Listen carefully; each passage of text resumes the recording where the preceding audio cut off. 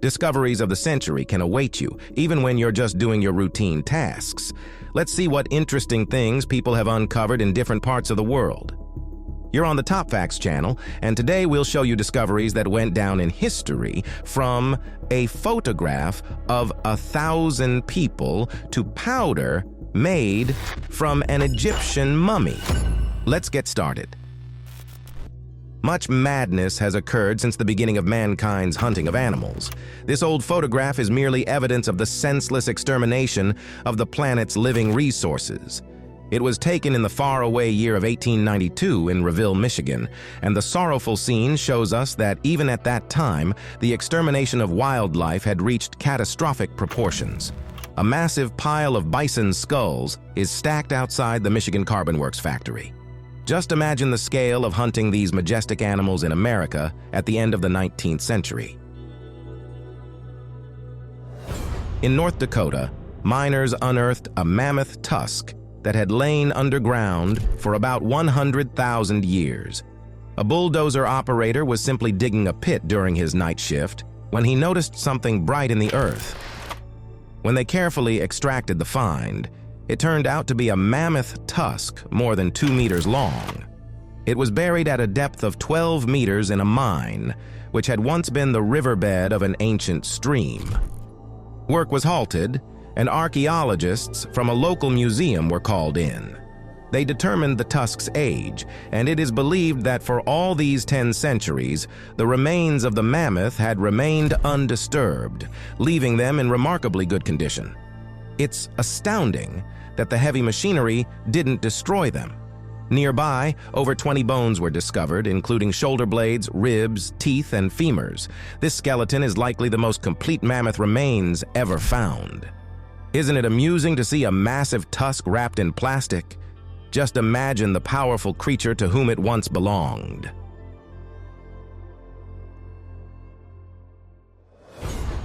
In the 19th century, following Napoleon's conquest of Egypt, Europeans became passionately fascinated with all things Egyptian, a period now referred to as Egyptomania.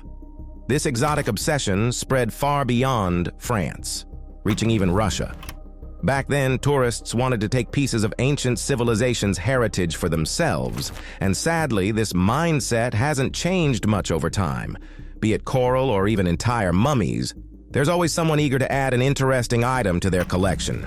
Yes, you heard that right. The surge in popularity of Egyptian artifacts gave rise to a unique trade, and mummies became some of the most sought-after items among wealthy European and American tourists. These could even be purchased from street vendors. To the locals, this was unimaginable then and now. But the wealthy elite would hold parties where mummies were unwrapped in front of audiences, an act of barbarity they found thrilling. Yet this wasn't the strangest trend of the time. Some remains were even ground into powder and sold as a miraculous cure-all, much like Ayurvedic remedies today. The mad trade in mummies continued until the late 19th century, when the Egyptian government finally intervened, enacting laws prohibiting the export of mummies and other ancient artifacts. In 1972, during excavations of the ancient city of Hasanlu in northwestern Iran, archaeologists from the University of Pennsylvania discovered 2 skeletons in unusual poses. It seemed as though a pair of lovers had shared one last kiss before departing this world. The burial site dates back to around 800 years before our era, meaning their rest had remained undisturbed for roughly 2,800 years. Now, scientists and history enthusiasts puzzle over the mystery of the lovers of Hasanlu. Their pose clearly suggests they were aware of their final moments and wanted to forever fall asleep in each other's embrace. The individual on the left extended a right hand to touch the beloved's face. Yet the moment was far from idyllic. Severe injuries visible on the skeletons suggest their lives ended tragically. Likely, they perished during the destruction of the Tepe Hasanlu citadel, which historical chronicles record was destroyed by fire. The individual on the right, lying on their back, was a youth about 20 years old. The second skeleton, lying on its left side, belonged to an older individual aged 30 to 35 years. And here lies the main intrigue of this discovery. Researchers disagree on the second person's gender. Initial DNA analysis identified the individual as female, but subsequent research suggested they were male. The points of agreement among researchers reveal little about the pair's relationship. Both individuals were born and raised in the area. Their diet consisted of wheat, barley, sheep meat, and goat meat, and the place where they were found had once been a grain storage site. We may never know the bonds that tied this pair together, but the fact that they spent their last moments in each other's arms convinces us that they were truly close. In 2021, electricians in the United Kingdom were digging a hole for a new power line pole when they stumbled upon a hidden tunnel. Its height was modest, at only about 120 centimeters, but its length stretched far into the darkness. It is known that not far from the tunnel lie the ruins of Tintern Abbey. If we assume the two structures are connected, the tunnel, like the monastery, dates back to the year 1131. Previously, archaeologists studied the abbey and its documents, but no maps mentioned the tunnel. None of the local residents or experts knew about the hidden structure either. It turned out that the tunnel was not just a corridor, but a branching network, with passages running parallel to a nearby stream, mirroring its underground contours. Historical archives reveal that the abbey's lands once hosted factories, but after King Henry VII confiscated monastic property in the 16th century, the estate fell into decay. Could the tunnel have served practical purposes, like for metallurgical production? No records about the secret structure have yet been found. Research may take years, but the true purpose of this underground passage risks remaining a mystery.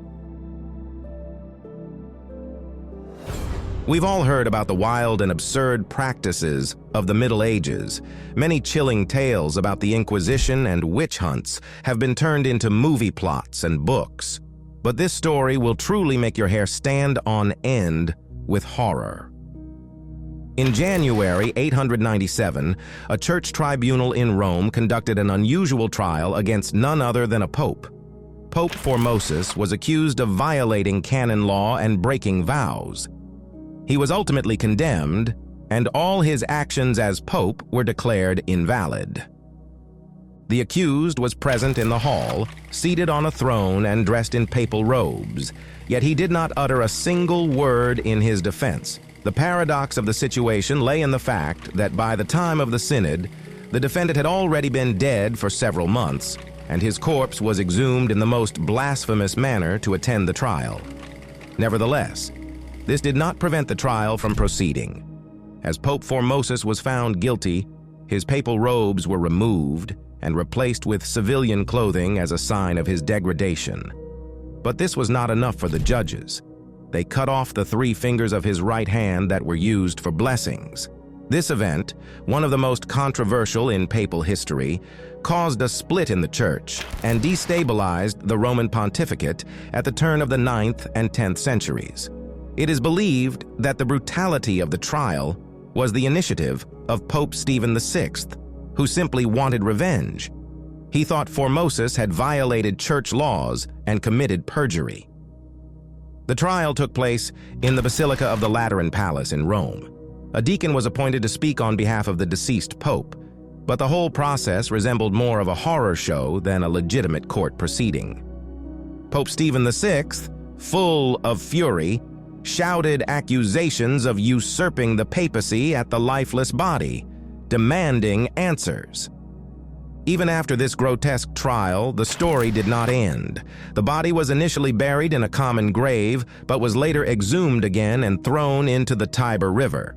According to legend, the body washed ashore, and soon miracles began occurring there, which only fueled public outrage against Pope Stephen.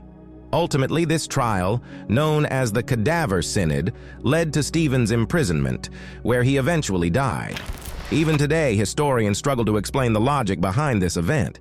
Can you imagine how powerful the church felt at that time to not only allow such a thing, but to organize it?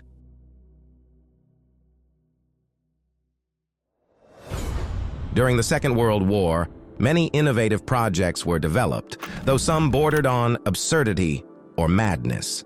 Can you imagine an ambitious project to create a bomb piloted by a common pigeon? Project Pigeon indeed involved birds. Renowned psychologist B.F. Skinner sought to assist the American military, who at the time were grappling with the problem of precise missile guidance. Skinner proposed an unconventional solution, using pigeons to pilot the bombs. Their excellent vision and cognitive abilities were intended to help guide missiles accurately. This required both training and special design features. Skinner developed a special nose cone for the missile, which housed 3 small compartments sized for pigeons, equipped with tiny screens. These screens displayed the image of the target, and the pigeons were trained to peck at it. The bird's movements were converted into signals that corrected and maintained the missile's course. Training the pigeons for this task was no small feat. Skinner used a method he had first applied to train animals. You might ask, what motivated the birds? The answer: they were rewarded with hemp seeds for good performance. Over time, the pigeons learned to associate the image of the target with a reward, making them effective employees in keeping the missile on course. To increase reliability, Skinner used 3 pigeons simultaneously, ensuring that if one bird made a mistake, the others would correct it.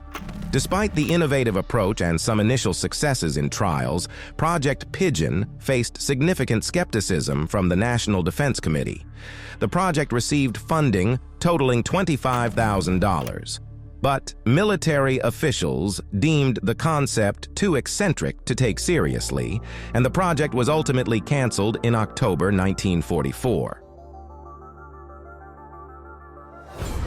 The madness of war gives rise to the invention of desperate measures for protection. What do you think about a gas-resistant baby stroller? At first glance, it might not resemble a stroller at all, but amid the horrors of war and the looming global conflict of the 1930s, parents had little choice but to abandon aesthetics in favor of what they believed was the safest option for their children during a gas attack. The memory of chemical weapons from the First World War, poison gases like chlorine, phosgene, and mustard gas, still haunted Europeans. These gases had successfully sown chaos on battlefields, and there was genuine fear that this horrifying weapon would reach civilian areas. As the threat of the Second World War loomed, tension in the 1930s escalated to panic, and the public began preparing for the worst. This preparation included equipping civilians with gas masks and developing protective devices for the most vulnerable members of society, infants and children. The idea was to seal the child inside, shielding them from toxic fumes while allowing them to breathe safely. There is no data on whether this worked well, but these coffin-like contraptions quickly fell out of favor due to their grim appearance. Even if the device was effective, it was far from aesthetically pleasing. In the 1800s, as photography advanced significantly, heliography was invented, requiring 8 hours of exposure for an image. The innovative techniques of that time couldn't dream of modern photographic capabilities, yet those pioneers managed to create unprecedented images. In 1903, a photograph was taken that was so special it changed the course of photographic art. What you see in it is astonishing. Don't forget that the photograph was taken over a century ago. It captured a military unit of the Keksgolm Guards Regiment stationed in Warsaw. The photograph, measuring 42 by 96 centimeters, depicted 1,250 faces arranged in 25 rows of 50 people each. If you zoom in, you can clearly see the face of every individual. It's still amazing how the American photographer George Raymond Lawrence achieved this feat of panoramic photography with incredible detail. It is known that for this photograph, Lawrence built a Mammoth camera with a lens diameter of about 1 meter. The motto of his Chicago-based photography studio was, "Our specialty is what has never been possible in photography before."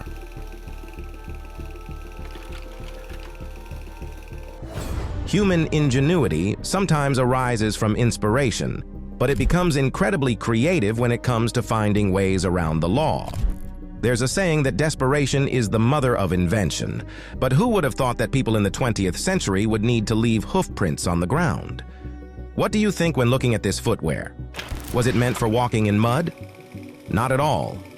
Between 1920 and 1933, shoes leaving cow hoof prints became the work uniform of illegal moonshiners.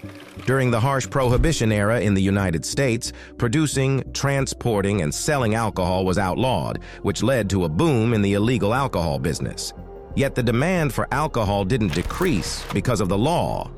Using high-quality distilled spirits, moonshiners set up their operations in remote areas. And to camouflage their tracks, they came up with a clever trick, hiding human footprints. To outsmart the police, wooden blocks shaped like cow hooves were attached to the soles of their shoes. These could be easily put on and taken off, allowing the bootleggers to leave the scene of the crime as cows. One can imagine how baffled the police must have been, wondering why cows would be stomping around moonshine stills. Even if someone was caught on suspicion of illegal production, proving it would still be a challenge. Now we turn to a historical mystery of recent times. On the 5th of June, 1989, a square in China known as Tiananmen Square was filled with protesters. What began as a demonstration turned into a forum against corruption and inflation. Later, the situation escalated. The government took action and tanks rolled onto the square. Among the protesters was a man who stood in the path of a column of tanks to stop them. He became known as the Unknown Rebel. In a white shirt and holding 2 shopping bags, he became a symbol of resistance against oppression. First, he raised his hand as a signal for the tanks to stop, then tried to communicate with the crew inside. Despite the tanks' attempts to maneuver around him, the man repeatedly stood in its path.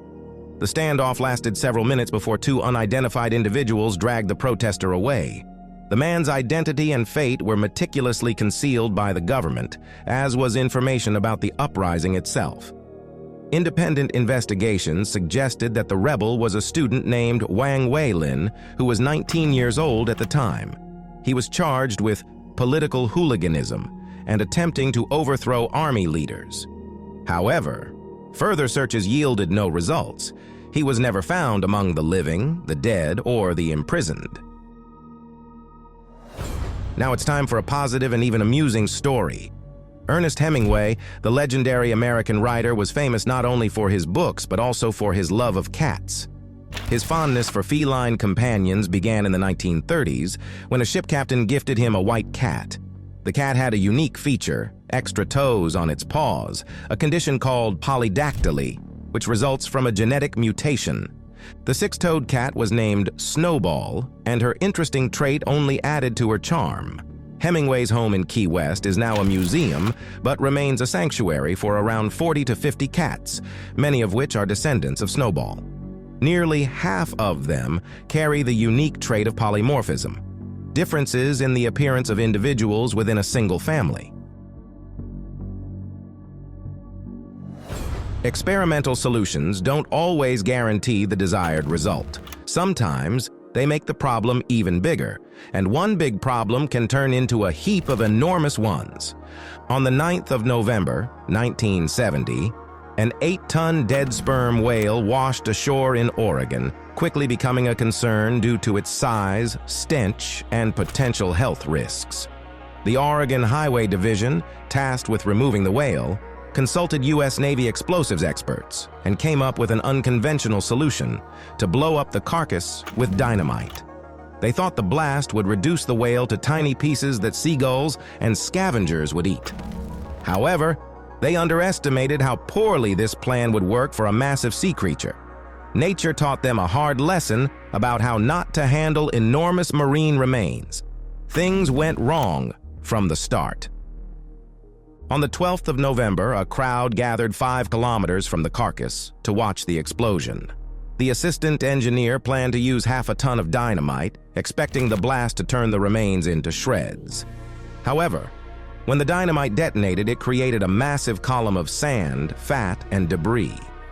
Instead of small fragments, huge chunks of whale blubber soared 30 meters into the air. One piece crashed onto a parked car, crushing it completely. The spectators, shocked by the explosion, quickly ran for cover as pieces continued to rain from the sky. Fortunately, no one was hurt, but instead of solving one large problem, the explosion created many smaller ones. Still, the experience taught officials how not to handle similar situations in the future. This photograph was sent anonymously to the Sarasota County Sheriff's Office in the year 2000. The image was dubbed the skunk ape, a cryptid said to roam the wilds of Florida. It was often described as a large, bipedal creature covered in shaggy fur. You can imagine the incredibly unpleasant smell it must have emitted. This beast, resembling a mix of a skunk and a wet dog, didn't appear out of nowhere. Sightings of such creatures have been reported since the early 20th century. Allegedly, the creature even jumped onto the footboard of a car before disappearing into the swamp. In another report from 1957, a huge, foul-smelling ape was said to have destroyed a hunter's camp. Finally, between the 1990s and early 2000s, a self-proclaimed local expert named David Shealy claimed to have encountered the skunk ape. He supposedly knew of the legend since childhood and dedicated his life to studying the elusive creature. And now we have this photograph, which the scientific community has yet to confirm as evidence.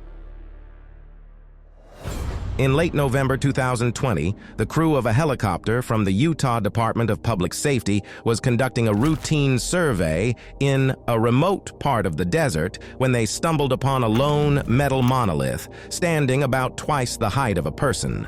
A few days later, the monolith disappeared. According to the local Bureau of Land Management, the illegally installed structure known as the monolith was removed by an unknown party. Soon, news spread that another similar monolith had appeared in eastern Romania, only to vanish just as mysteriously. A third enigmatic monolith was found on a mountaintop in California. The structures of all the monoliths were made of stainless steel or aluminum, but apart from their bizarre locations, nothing else was known about them. Speculations ranged from modern art installations to tributes to science fiction films.